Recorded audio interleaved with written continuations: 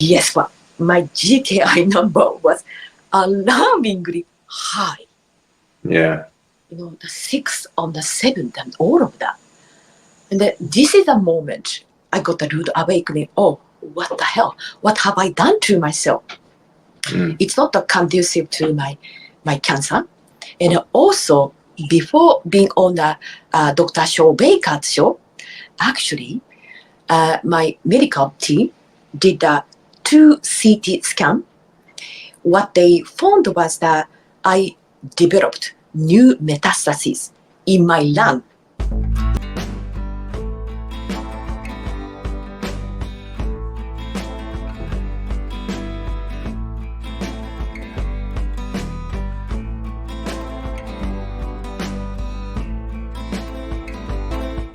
Okay, hello everyone. Welcome to the channel. Today on Stories of Healing, I am talking with Sami, a young lady who lives in Yokohama, Japan.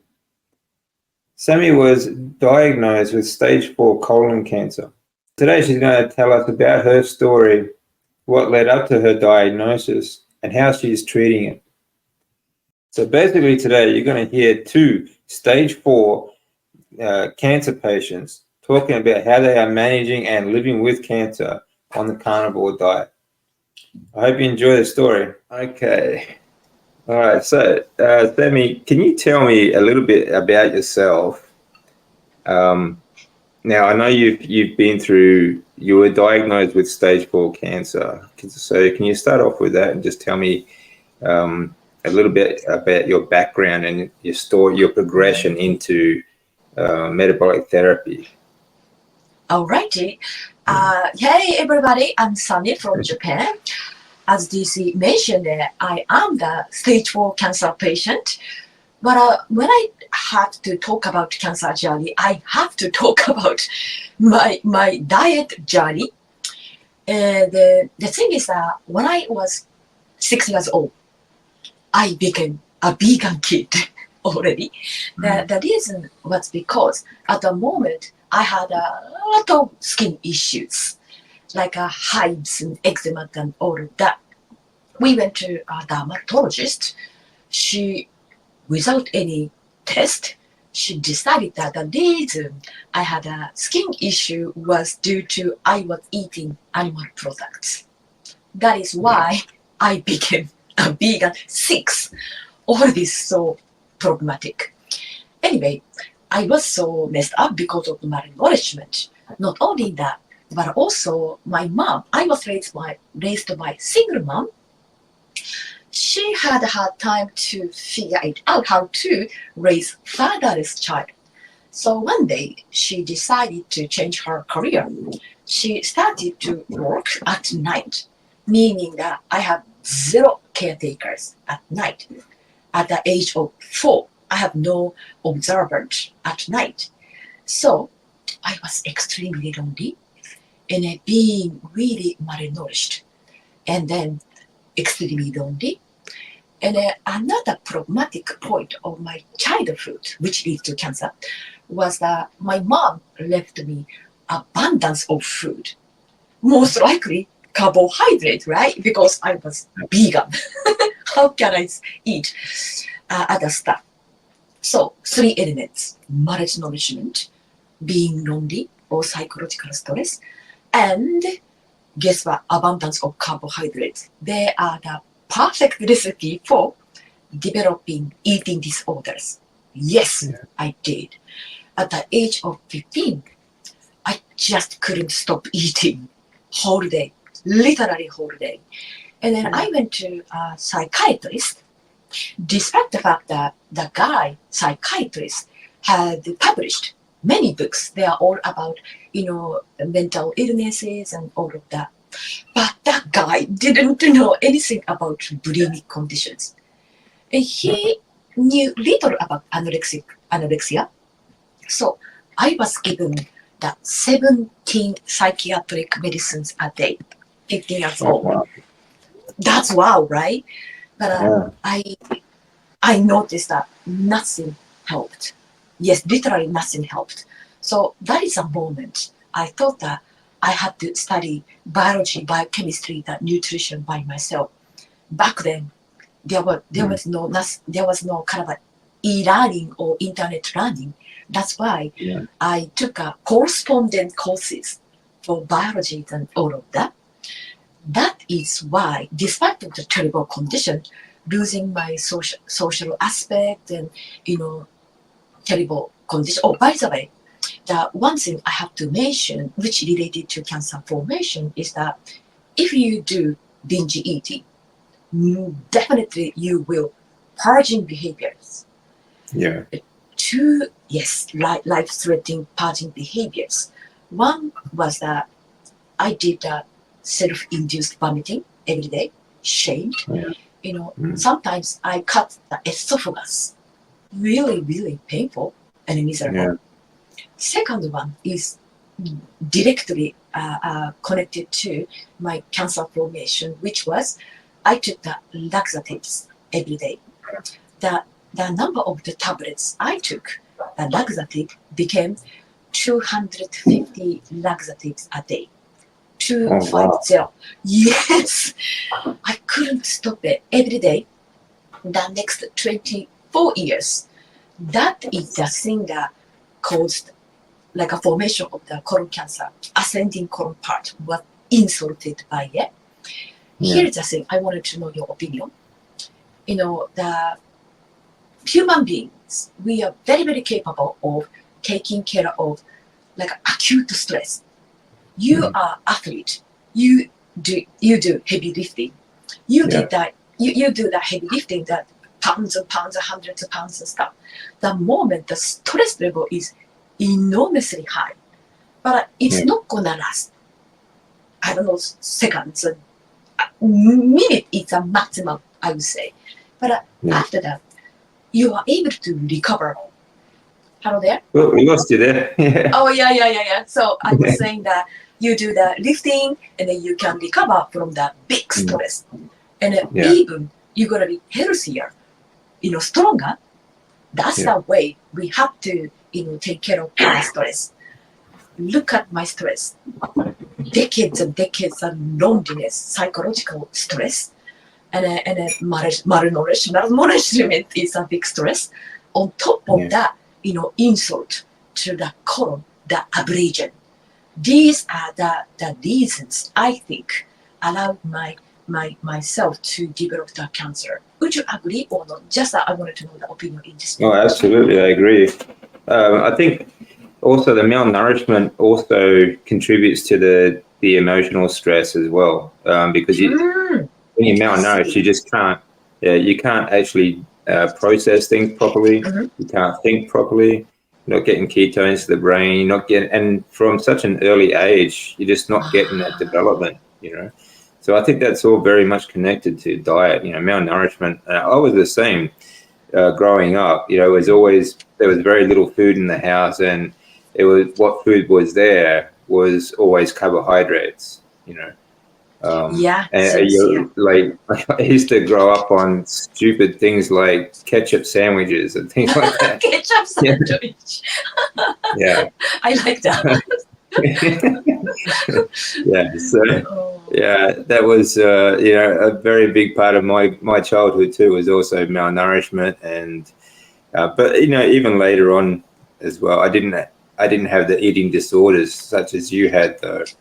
And I was never addicted to pills, and so I'm very interested to see how you got on with that, because I don't think I've ever heard of anyone taking so many laxatives. I think only human being on this planet did that such a stupid things, but I couldn't help it.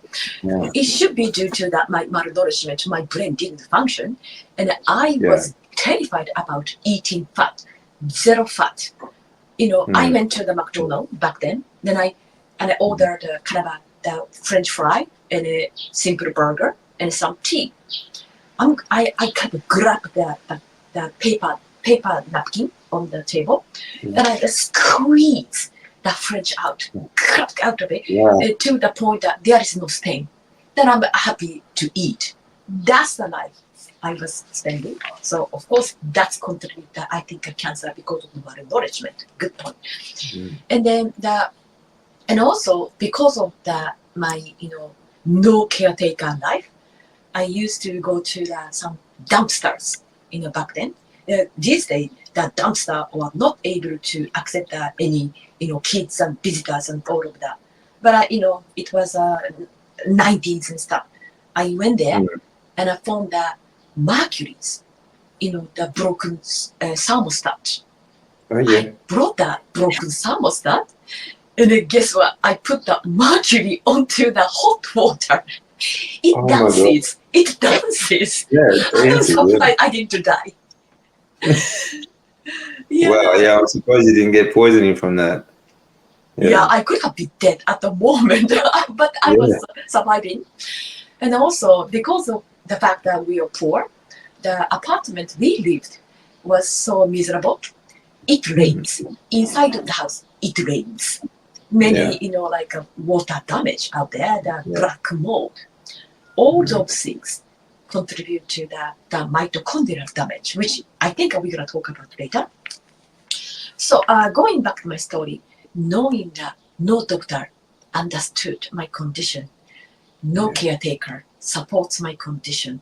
This is that I think ignited my kind of that, let's say, desire to study biology even harder. That is why I think 2060 already, I was able to come across the many articles which are all about ketogenic diet. Yeah. Originally, I think the ketogenic diet is meant for kids with epilepsy. Here's an interesting part. During I went to the psychiatrists and stuff, all of them gave me anti-seizure drugs. And the ketogenic diet is anti-seizure, efficacy in it. So maybe it might work, I thought. And then I tried the ketogenic diet. Although it was plant-based ketogenic diet, mind you, but it worked for eating disorders. I was able to put the eating disorder in remission. Although my diet had a very, very small portion of meat, because I was subscribing Dr. Gundry's and Mike Hyman's and plenty people. Though it worked, but ketogenic diet didn't solve any my gastrointestinal issues. Especially, I was severely suffering from bloating. Yeah. I was so skinny, but my tummy was kind of ridiculously big, like a pregnant woman. Literally, I looked like that. But luckily, 2070, 80, somewhere around, I was able to embrace, finally, carnivore diet. That's good. Yeah, that's good. And even Dr. Shaw Baker wasn't a thing, but I kind of discovered a carnivore diet, or I just tried to reduce the carbohydrates as little as possible, meaning that it's going to be a carnivore diet, isn't it? Yeah, that's right. Right. So because of that, I got the enormous 3 health benefits. Number 1, my bloating went away overnight almost. 0 fiber gave me a flat tummy. I was excited. Number 2, needless to say, my energy went through the roof. Yeah. Even though I was plant-based ketogenic diet, right? My weight was like 70 pounds or 32 kilograms. I'm a 7'2", like a 156 or 7, somewhere around. Very, very emaciated, gauntlet. But carnivore diet give me energy. This is the time I started to do resistance training, lifting. Oh, good. Yeah. Yeah, it was great change. And lastly, the last benefit carnivore brought me was easy intermittent fasting. Oh, yeah. 2070, somewhere around, Dr. Jason Fan, he kind of made a fast or kind of a trend of intermittent fasting. Of course, I wanted to try that, but being a plant-based ketogenic dieter, longer than 14 hours of fasting was too difficult. Yeah. I couldn't. Even my calorie intake was 2,000, 3,000, 4,000 because I was taking a lot of, olive oils and stuff. Yeah. Couldn't make it. Now, carnivore, 19 hours of fasting. I don't aim to do intermittent fasting. Naturally, my fasting time became 19 hours a day. This is a sweet spot. Yeah. Easy, right? You know that it's easy.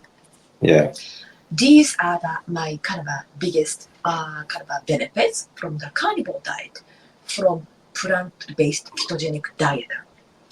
So then I was recovering from, no, not yet. And it was 2020, I would say. There were many publications which were all about microbiomes. They started to talk about microbiome feed the guts with fiber for microbiome. Yeah. I was stupid enough to believing the microbiome theory by the idea is eating a lot of fiber. So I incorporated some leafy green vegetables into my diet. Of course, you can imagine all of the gastrointestinal problems made a greater comeback, even harder than previous my vegan life. But I kept going. Why? Because they say, keep going until your gut is going to adjust the fibrous environment. I did that until Unfortunately, we tend to believe them. That these are the so-called experts that and we trust them. Yes, so we think they know what they're talking about. Indeed, massively indeed. And but until one day, time came. 2021, April, after eating some, I think I ate mushrooms. And I started to have a dull pain in my tummy. Yeah. It was intensifying. So I went to a local hospital. I think now, looking back, they must have found something horrendously bad after taking a simple CT scanning. Yeah. They didn't say anything. They immediately sent me to the gigantic hospital where they discovered the fact that I was incubating very, very, very advanced stage of colon cancer, metastases, livers and lymph nodes and kind of stuff. Yeah. Of course, I underwent a very intensive surgery, and very intensive surgery to the point that I developed a couple of complications. Yeah. It was ordeal. And also after discharged from the hospital, I'm being on the chemo. Months two, they already discovered new metastases in my liver. Yeah. Look, very intensive surgery, bunch of complication, and a strong chemo. Now what? I got the new metastasis. I was gaining the understanding of how less effective the modern cancer approach can be, right? Yeah. But at DC, this is the great stuff. I wasn't so upset. Of course, I was a little bit, feeling down, but I wasn't depressed due to the fact that I had knowledge to begin with because I studied ketogenic diet, and also getting advice from the Dr. Sifri. Everybody knows if this is fun, and the Dr. Sifri created the GKI index protocol or metabolic approach protocol, let's say. And the thing is that I was doing that already before I knew that the Dr. Sifri created the GKI number protocol. So I purchased a Keto Mojo. Already my GKI numbers were so low. And I knew, I was doing something which already saved my life. Okay, keep going, what I'm doing. And then so my recovery from the big surgery was quite fast. I attribute it to carnivore diet. You have enough, the muscles and fat in your system. And the thing is that, but my cancer journey went to the interesting direction where it was 1.5 years ago already. I was on the Dr. Shaw Baker's show, like Libero invited me to be on their show. Yeah. Yes, it was fantastic. After the on air, I developed thousands of new followers into my new Instagram channel, which was fantastic. They are very supportive of me. From one of the thousands of first followers, she's a cancer biologist, and then became my best friend, Pia. She asked me that rather, what is your GKI number right now? You know what? At the moment, I was so confident, so I didn't check GKI number. My carnivore of food became so different from the moment I had been on the carnivore diet. Does that make sense? So a little bit I let myself go because I was so confident. But being annoyed by her request, anyway, I checked my GKI number. Guess what? My GKI number was alarmingly high. Yeah. The 6th on the 7th and all of that. And then this is the moment I got a rude awakening. Oh, what the hell? What have I done to myself? It's not conducive to my cancer. And also, before being on the Dr. Shaw Baker's show, actually, my medical team did a 2 CT scan. What they found was that I developed new metastases in my lung. It was growing, but I didn't care. Why? Because I'm carnivore, I'm strong, I'm energized. I was overconfident. I couldn't be able to realize the seriousness of metastasis. That's why being on the Dr. Shaw Baker's show, hey, look, I got a new metastasis. Ha ha ha, I'm strong. Oh my goodness. I wanted to take the video down already. Yeah. But even that I had a new metastasis, realizing that I got to work on the low GKI. First thing I did was longer fasting. I tried to do longer than 23 hours. Felt so miserable. I was grumpy, cranky. I had zero motivation to anything. And also, I started to have a food, let's say, obsession. As a person who experienced eating disorders, food obsession was almost fear. I abandoned that. Second thing, or finally, what I realized was that when I get the low GKI back then, I was just eating fatty beef. But the thing is that this is a little bit complicated story. Forgetting about the cancer because I was overconfident. And I just wanted to be big, strong. I wanted to improve the gym performance, okay? Like yourself. I wanted to be, like athletic. General, let's say, dietary intervention for improvement of gym performance is always high protein, right? Like chunking down the proteins and all of that, which stupidly I did. You know what? I tried to achieve that 200 grams of protein a day. Oh, wow. You know that I'm a tiny person, 200 grams of protein. Oh, it's absolutely nonsense, but I believed that. And then the thing is that eating just beef to achieve the 200 of the grams of protein is too expensive. So I started to incorporate the eating variety of meat, pork, chicken, eggs, daily, you name it.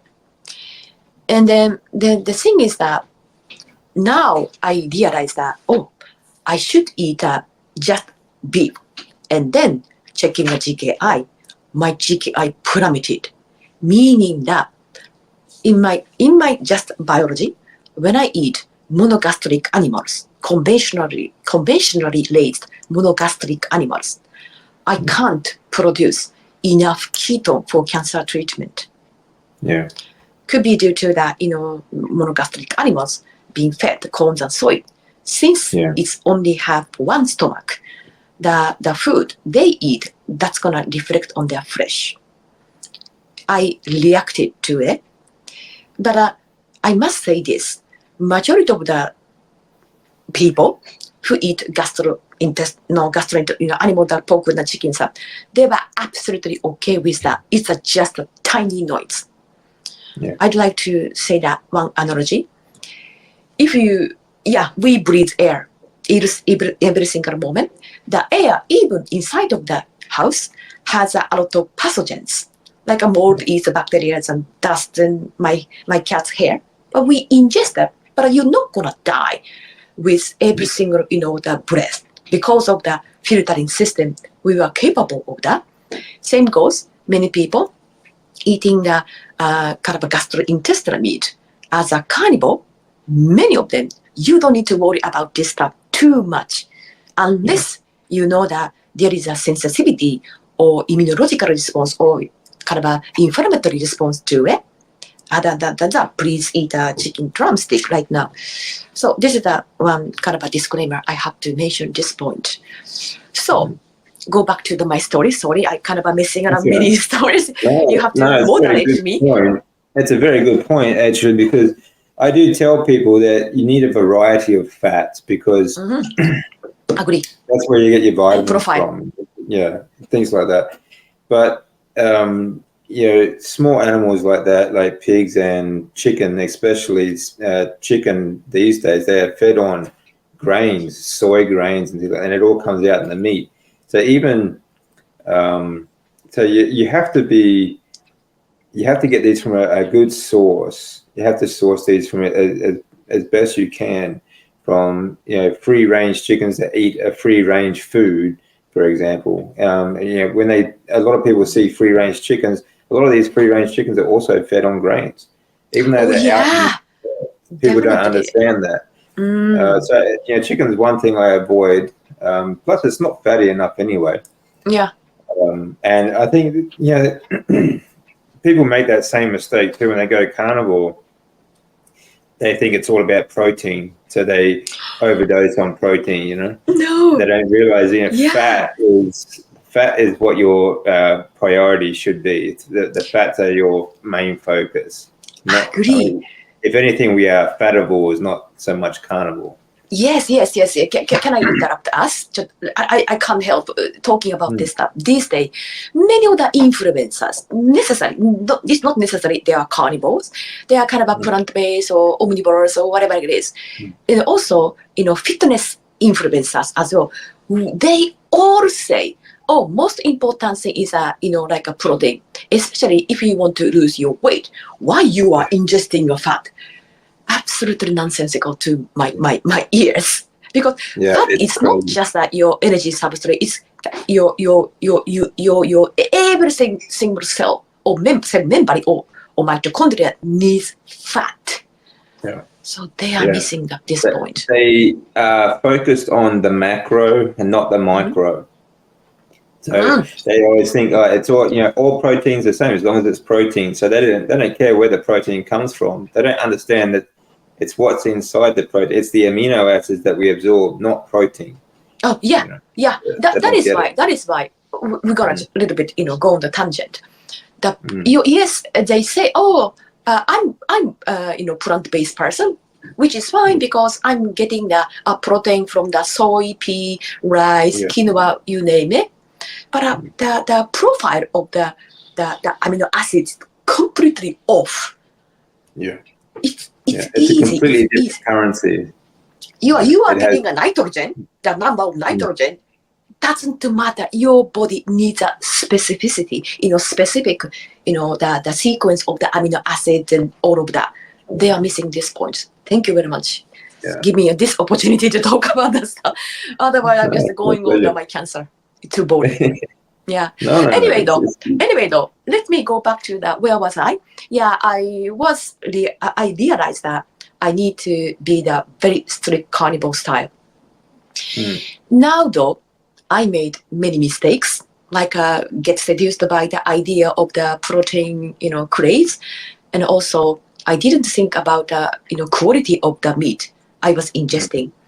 So because of my mistake, and also I achieved many things, including I didn't die. This is a great achievement. So now I'm happily be able to help the people with cancer.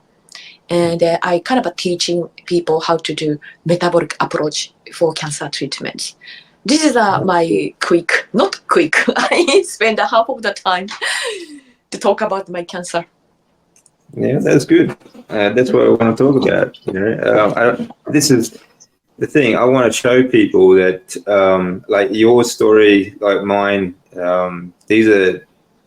I want to show people that just because you are diagnosed with cancer doesn't mean that there's nothing you can do about it. That was one of the problems I had was when I was first diagnosed. The so-called all the experts were telling me, this is the best it's going to be. It's only going to get worse, and there's nothing you can do about it. Yes, so that's the part. Yeah, and the fact that the nutrition advice that you get from these experts is completely opposite or just void of any real nutrition sort of knowledge, really. I was told things like, just eat junk food because it's void of nutrients, so it won't feed the cancer. Things like that. Yes. Yeah. Let me say quick one story. When I was hospitalized at the cancer ward, all of the people are cancer patients. Yeah. What their food? Most likely carbohydrate. Bunch of rice and bread. Yes, all of them. And top of that, we were given the margarine. 2020 at the moment, 2021, they were giving us margarine. And if you give the butter, still, I'm gonna say kudo to you. Margarine and also canned fruits and a cookie, cracker, ice cream on our plate. They are trying to kill us. Exactly. Beautiful. You're hooked up to treatment. Even you go, like I was sitting there, I'd have chemotherapy running through my veins, and they'd bring trolleys of cakes, cookies, chips, and all the junk food. It's just crazy. Amazing. Like really high sugary seed oil foods, and they would literally encourage you or almost force you to drink things like ginger ale, a soda drink, because of the ginger content to try and settle your stomach. Which is just nuts. It's a joke. Must be a joke.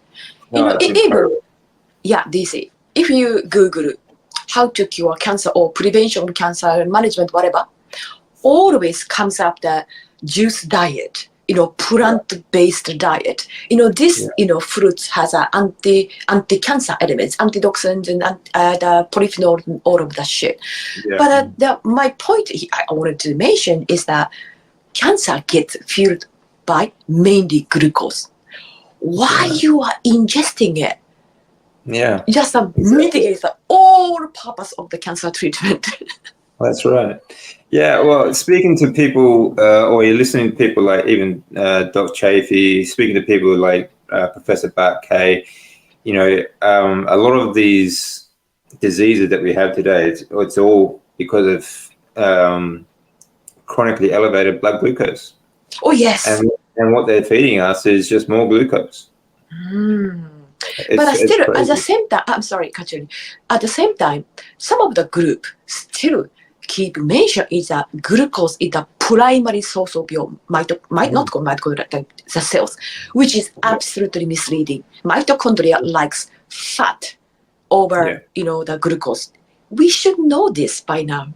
Yeah, that's right. Oh, I'm sure. Yeah, a lot of people in the past did actually. If you like Warburg and others, even a couple of hundred years ago, during they would actually, like, military doctors were actually curing things like scurvy with all meat diets, things like that. Oh, So they knew. oh yeah, they knew. Yeah, they knew a long time ago. Yeah. So And I just the one quick story I wanted to add that your story is that yesterday I had a conversation with one of the friends. He was he's a carnivore person, and he kind of taught me or reminded me once again that hundreds and hundreds of years ago, a British person went to Inuit region and to kind of study the Inuit life kind of stuff. And then he ate the exact same food that Inuit people ate. yeah, you're And talking about Wilhelm Stephenson. yeah, that maybe that the guy, and Yeah, then in the his joint early issues 20th and century. arthritis. Yes, Yeah, that's the thing. mm, Though. The yeah. He arthritis went spent away, he blood spent pressure. 13 summers and 10 winters up in the Inuit with the Inuit Wow. and river people in the Arctic. He spent 6 years on there, just a strict fatty meat diet Mm-hmm. himself. Plus, him and his partner did a 12-month study back in when they went back to the university they worked for. So, Wilhelm Stephenson, very interesting reading, and See, we knew it, we discovered it, but the yeah, thing is that because of the industry pressure, like a mm-hmm. big agri or big like a food, they don't like the idea of the meat centric diet because they want us to eat grains and soys and bullshit. So because this is the food, they can kind of maximize their profit. Well, there's that. Plus, a lot of the plant-based diet culture, they actually founded a lot of um, these like the Dietetics Association and all these other associations to do with dietary guidelines. They were founded by people like Kellogg's, Oh and yeah, of course. so that was all about that. A religious ideology that there's still running things today. Big companies that pay no taxes, by the way, but that they are the people that control the whole narrative when it comes to diet, and unfortunately, it all feeds big pharma. Yeah, and one more thing though, that I have talked to many people who have a skeptical about carnivore diet. Why? The one of the reasons is because, of course, they all Google everything, Yeah. and the majority of the Google results are plant-based, like supporters, not supporters. Right. You know that, right? The reason is because, let's face it, no one writes any article for nothing. They're gonna have to get paid by someone who pays for writers. Of course, the big agri, big food, maybe farmer as well. So that is why they were getting paid. That's why the result of the conclusion of the article is going to be preferable for them, not for your body. Well, one of the biggest spenders on nutritional papers is Coca-Cola and companies like that. Big, it's a laughable. Oh, it is. Yeah, they support they even the sponsors of the ADA, the American Diabetes Association. They are sponsored by Coca-Cola and McDonald's and all these other processed food companies. So you obviously know where their bias lie. Of course. Yeah. That's the science. We call it science. We wouldn't want to call it science because absolutely biased. It's a so-called conflict of interest behind it. Yeah. When they own the science, they call it a science. But unfortunately, it's just it's nothing. Fortunately now, though, I think people like yourself, we are able to talk about this, and we can tell people that this is not the case, you know. So Yeah. people need proof, you know. So, and like your story is obviously great proof of that. Mm-hmm. Yeah, thank you very much for saying that. Well, one thing though, today I wanted to talk about is sun exposure or circadian rhythm or deuterium depletion That's or all that. very important. Yeah, because you are very People. knowledgeable about it. I must say, I'm gonna share my vulnerability. The thing is that I was avoiding the sunlight for 30 plus years. Completely avoided that. I was like the Michael Jackson, the black big, the umbrella stuff. I was doing that. I think that's a Why? very Japanese thing. Oh, don't say that. I was going to get it. Don't steal my thunder. Don't steal my thunder. Here's the thing. You know that Asian culture. You know lived in Japan. That's why you know it. Not only Japan things, but also East Asian people, like China, Koreans, Japanese. We all we are obsessed with white skin. We want to be Caucasian. Okay, that's a kind of an Asian complex we have. That is why I thought that the sunlight causes, wrinkles and stuff. I was not so convinced by, the idea that sun exposure causes skin cancer. I wasn't not into it, but at least that's to keep that younger skin, you have to avoid, you put that sunscreen all the time. That's kind of a deal. I was doing that until these days. I got that emotional cold coach.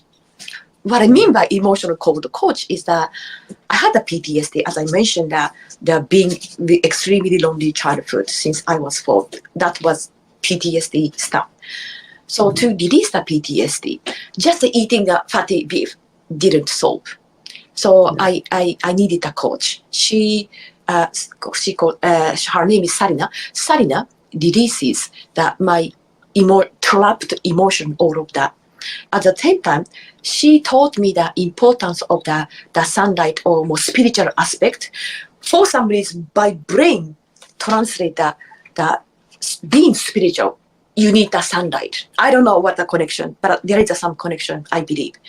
So now these days, since I started to take her, session, I spend 4 or 5 hours in the balcony, getting sunlight. I eat my dinner in the balcony, getting a sunlight in the balcony, walking computer on the balcony, play with my cat in the balcony.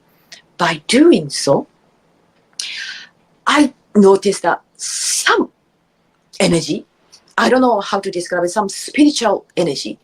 I think I'm getting, sorry, if sounds so sorry, but this is my personal, feeling. Getting the sunlight is very, very important of your biology, spiritual aspect and all of that.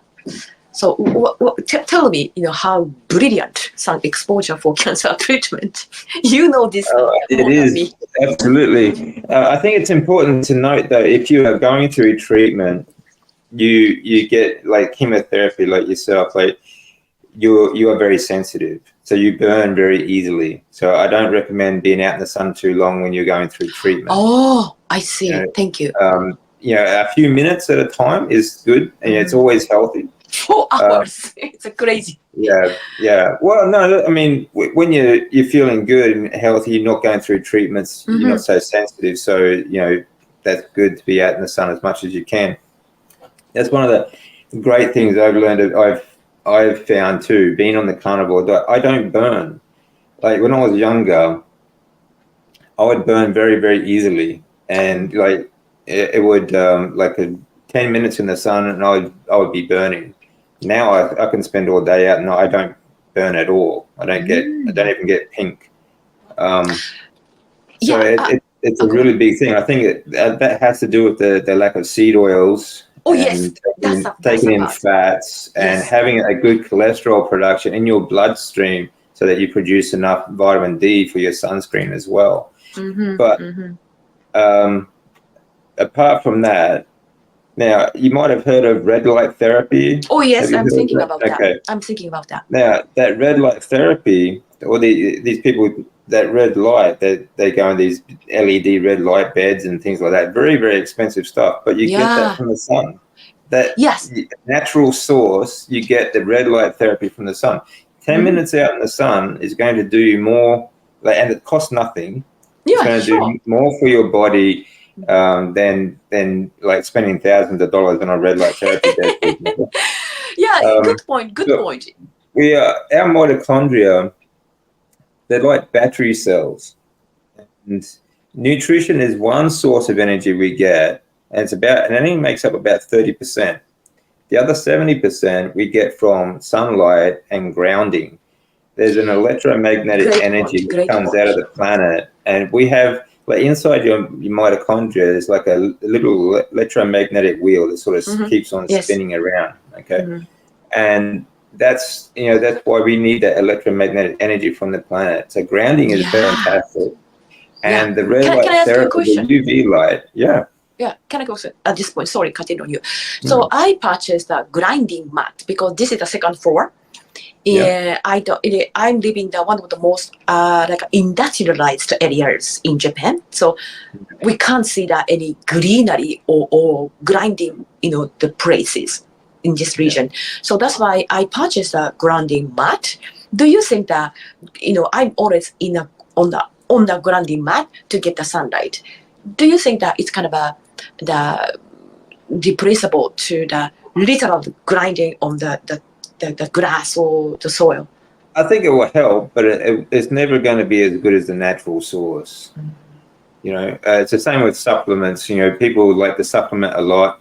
I don't do that because you really, there's a lot involved with the supplements. So I think it's always best to get it from a natural source. So if you can, even when you go out, there are other ways that you can ground as well. Like our traditional shoes will always have like a leather-based shoe that it's sole. These are things that also help with grounding when you are, the more ground contact rather than a rubber sole sneaker or anything like that. That actually these days everybody wears the kind of a thick, ridiculously thick and rubber stuff. Can I ask you a question? If you are asked, so supplements, of course, who knows what kind of ingredients they are using, but how do you answer the question where, hey, these days soils are so depleted, and the products, like even not only like the fruits and vegetables, but also meat, where the cows are eating less nutritions, dense in grass. So the meat, it's going to be less nutrition dense. How do you answer this question? Well, all we can do is the best we can with what we have available to us. And even the most the cheapest cuts of meat, like even ground beef, things like even even in Japan, animals spend most of their life grass fed and usually just finished grain fed, like the last few months, just to fatten them up. It's still very low in deuterium. Thank you very much. And this is a very big thing when you're talking about mitochondrial damage. Deuterium blocks your Krebs cycle, and that's where the damage happens. So even though these animals might be finished on grain and things like that, they're low on deuterium, plus they're still going to be more nutrient dense than supplements. Why I ask this question, because this is the question, one of the kind of most asked questions in my platform. And another the thing is that you said that deuterium depletion.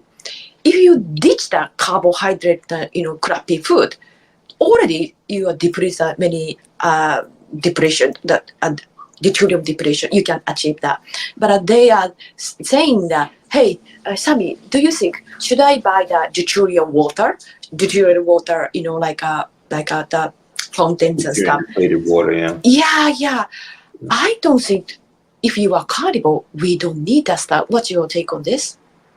I think it's very expensive. Yes. I think it's extremely expensive. If you are going through cancer treatments and money's not a problem, then sure, great. You want to take in the least amount of deuterium as possible. Don't ever drink just straight tap water. It's different in Japan. You don't have Japan doesn't add fluoride, for example, to the water. No. But It's chlorine. But there is still PFAs, from plastics and Oh, everything. I see. So I think the because best of the thing you can do. pipe. Yeah. Well, there's that. I mean, it's PFA are plastics chemicals that are in pretty much all water supplies around the world at the moment. They are forever chemicals. You can't escape. You can't escape it.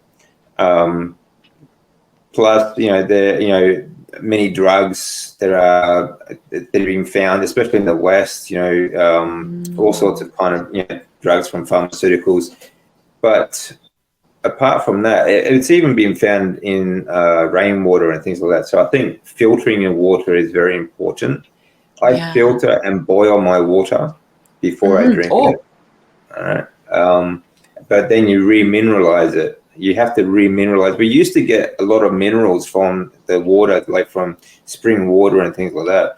So I remineralize it with a good mineral salt. I don't use electrolyte supplements because although a lot of people do, but I find that I know. And what I find with that is that one, they have a lot of artificial colorings, flavorings, and sweeteners. Two, people start to drink an excessive amount of water because they like the taste of the electrolytes. And the body creates its own water as well, so we don't need to drink as much as people think we do. All right. The coincidentally, we are sipping salt water. The colloid, salt holds all of the mineral. So just salt your meat or drinking salty water, I think it works tremendously well. Yes, absolutely. Yeah, I mean, we both survived. Got through cancer and the treatment without the deuterium depleted water. So, we've done all right. On top of that, in my case, though, that it's gonna be the very shocking news for everyone you are watching. I never have eaten grass-fed, grass-finished beef. Never. Over the course of my life. Really? Because people assume that, Sami, you are surviving. She must eat like a pure, very kind of organic, the grass-fed, grass-finished, that kind of thing. No, I can't. I can't afford. And in Japan, this. We don't have such a concept of, grass-finished beef. Grass-finished beef is good. No, we don't have it. Here you go. Yeah. You can eat, like a I think Japan has a much healthier food supply than Australia, though it does. The quality of food in Japan, I think, is much better. I don't know. I can't compare your situation and my situation because I only know about Japan. Many countries. Yeah. But anyway, at the end of the day, much better.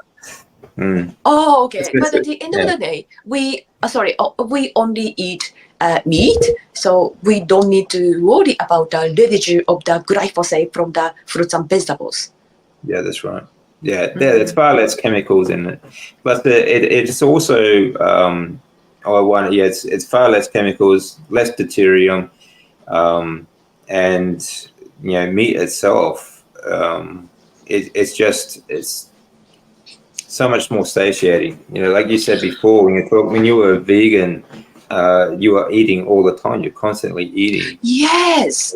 So your glucose is always elevated. You had the bloating. Obviously, it's taking so many laxatives and things like that. On top of all that fiber, would just absolutely destroy your colon, which would obviously lead to colon cancer. That's the other thing people don't understand either is because we don't digest these fruits, vegetables, and nuts and things that we are sold on.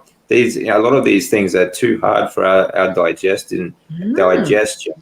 Indeed. And they just sit and rot in our colon. Whereas meat, it is all broken down before it reaches our colon and is all absorbed into our lymphatic system.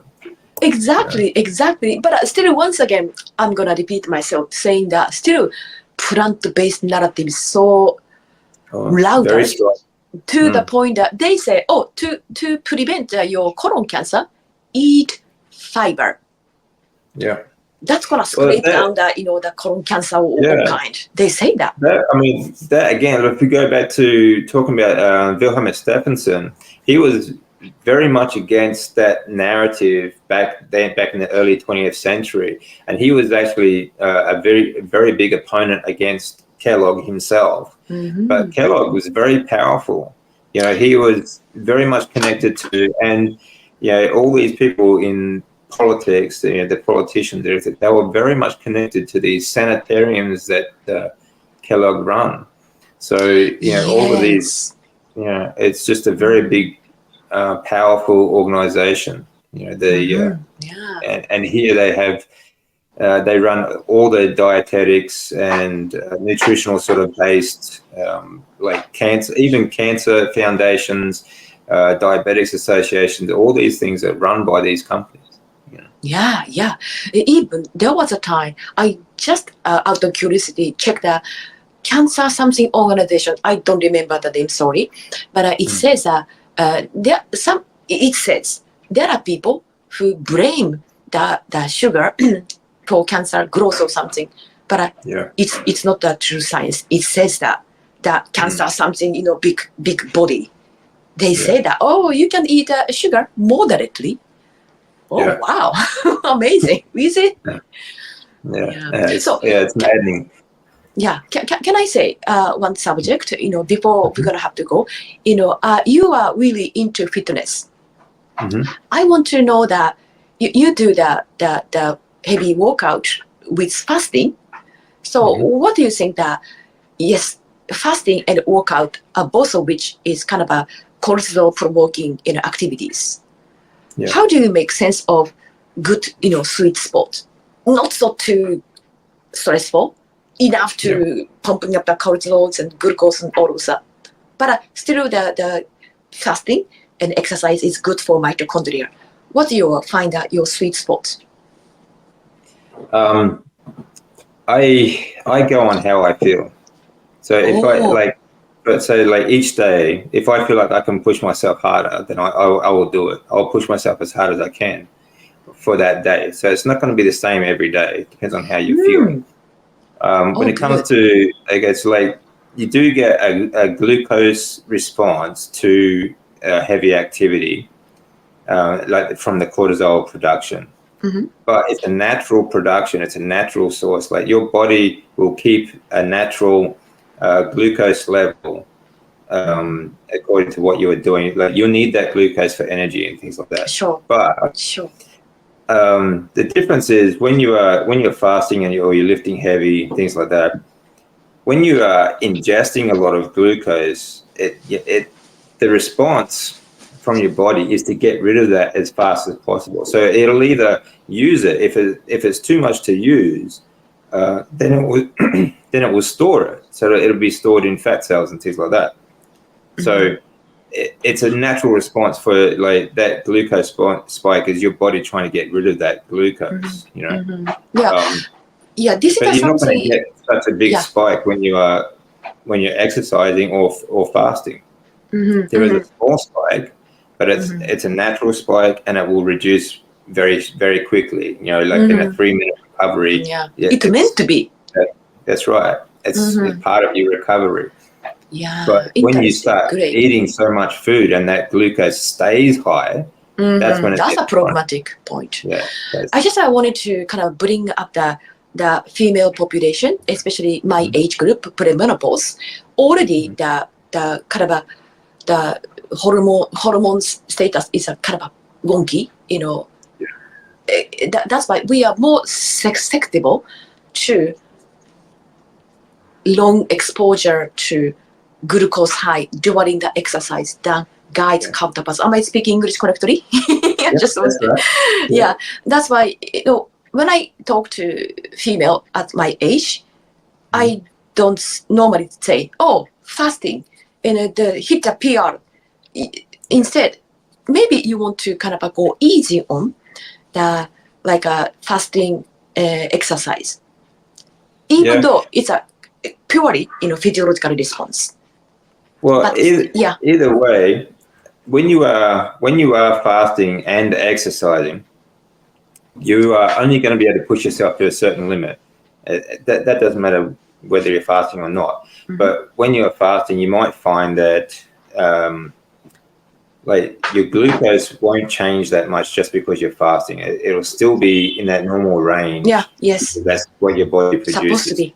Mhm. But the things that you may find difficult are your electrolyte levels.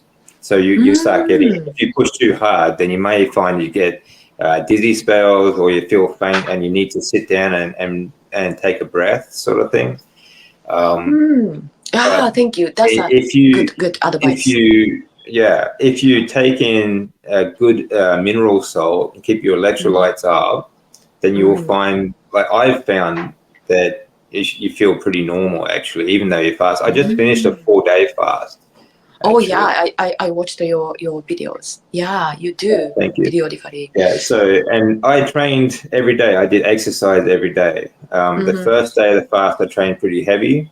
2 days in between were mild exercise, and the last day of my fast, like yesterday, I broke my fast, but I did a very heavy workout.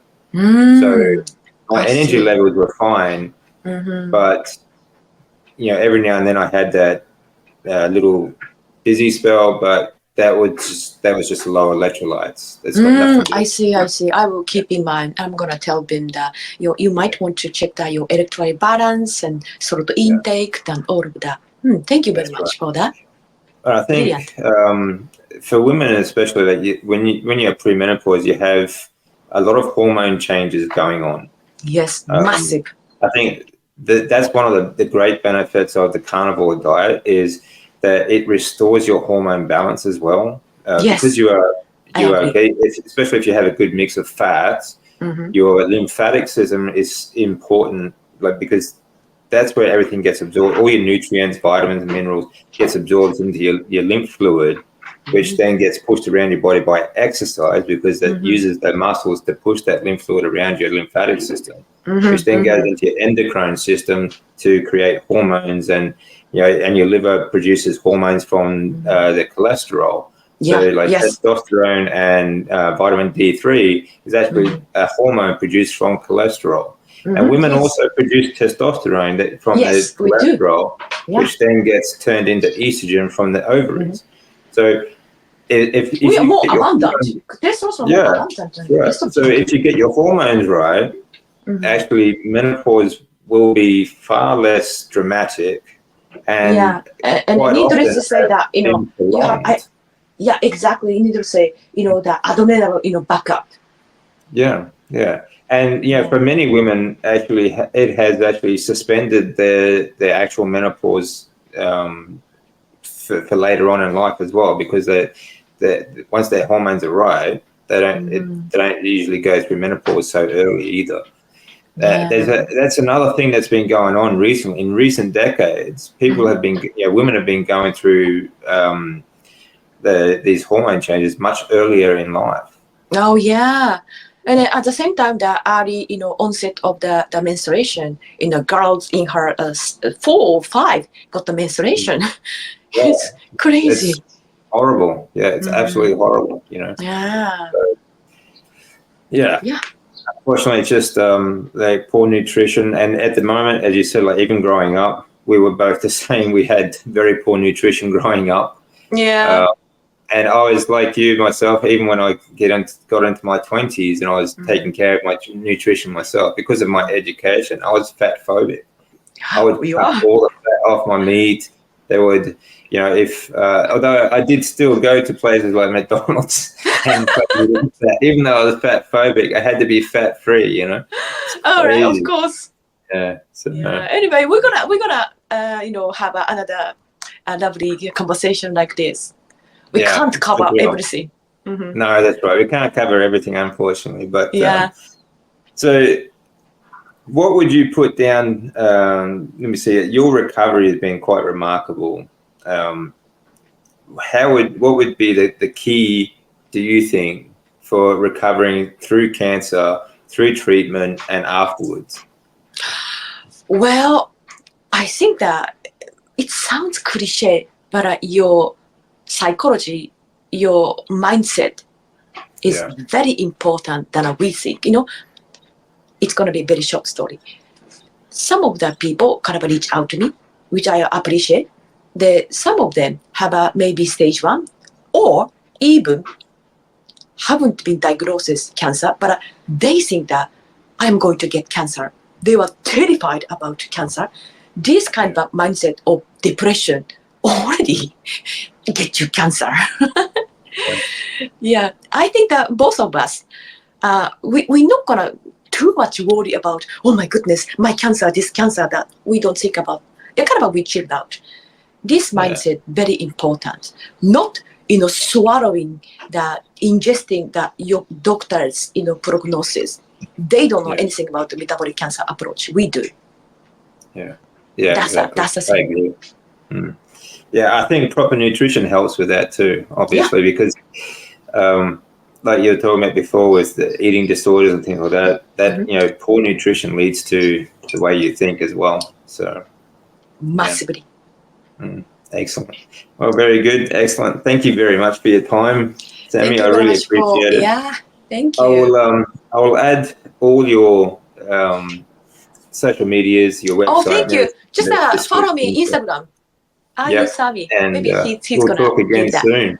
Thank you. Yeah, Yeah, I thank hope you. to talk Let's do. again soon. And we can maybe, we can. I mean, this would be a really good, actually, subject to talk about cancer. I'd like to talk more about this because, as we said, people are very scared of cancer, and rightly so, because it is of course. the biggest killer around the world. And but there are ways you can treat it. You can heal from it as well. Your body, it's amazing how resilient your body can be. Agree.